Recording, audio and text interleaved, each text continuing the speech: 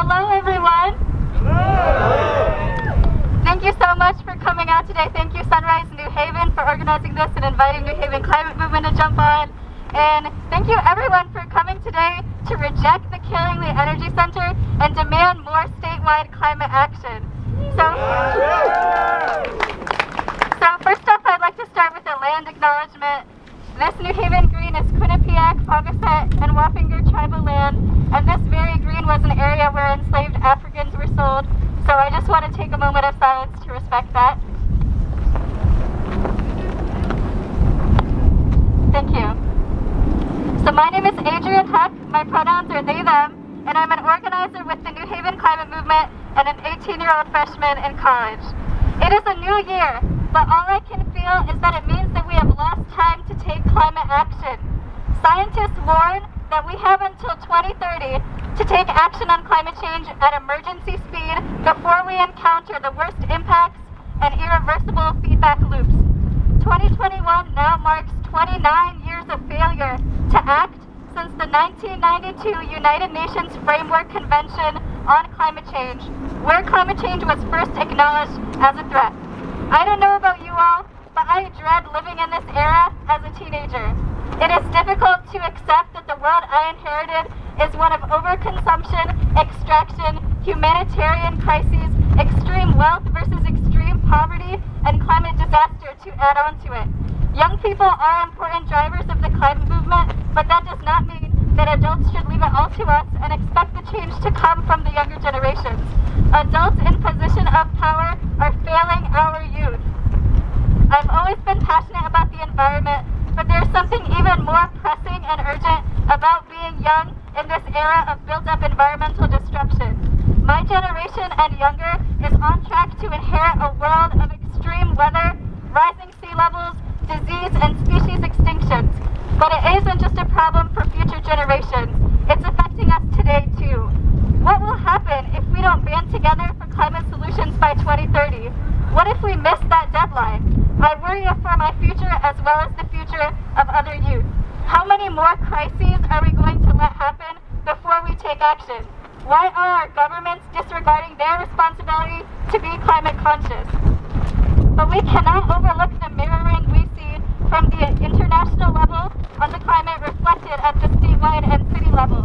We're standing right near City Hall, so to Mayor Elliker and to New Haven City Hall, we're calling on you to take strong climate actions and cut our greenhouse gas emissions as soon as possible.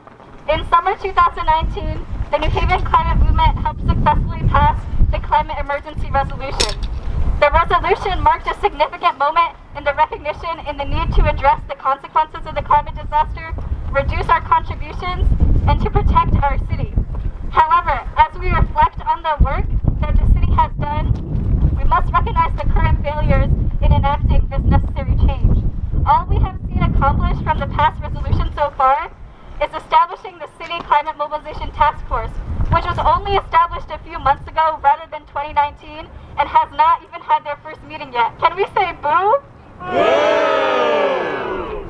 We have yet to see meaningful signs of urgency and have lost a whole year to work on this 10-year mobilization to achieve zero emissions by 2030 from New Haven.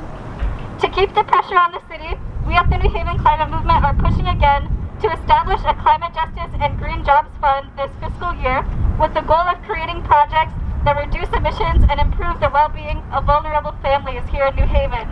We are proposing that $1.1 million is allocated towards annually going towards staff and other expenses related to clean energy, jobs creation, and energy efficiency programs to save families money and create jobs, increase climate education in schools, and transportation improvement.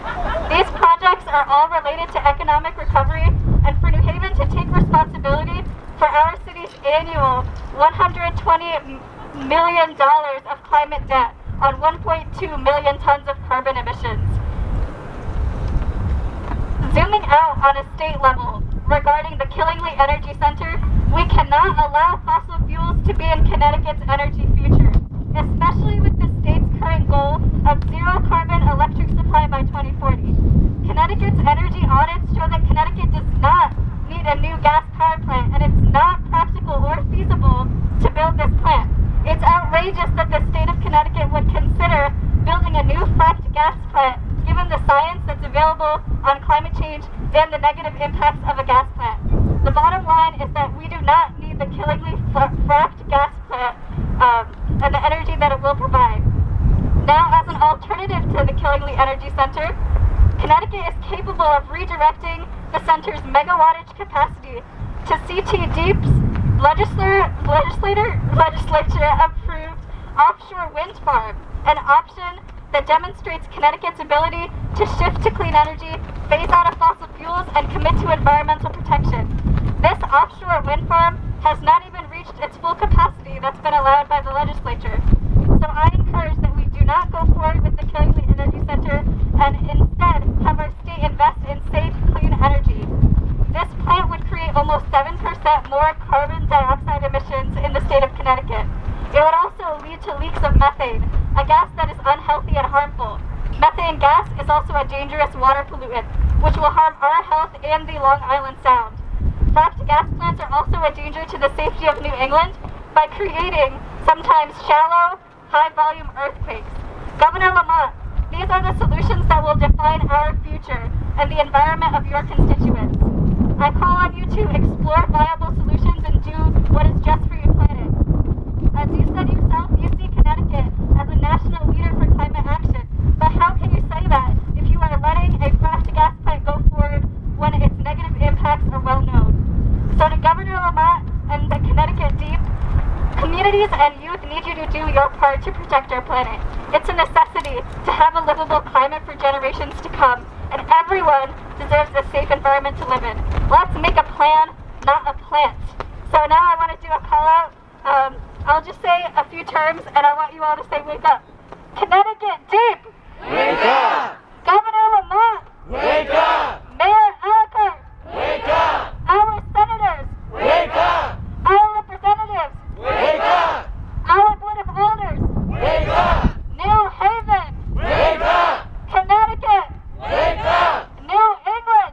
Wake up! It's a climate emergency! Wake up! And the last one, I'm going to say make a plan, and you're going to say not a plant. Make a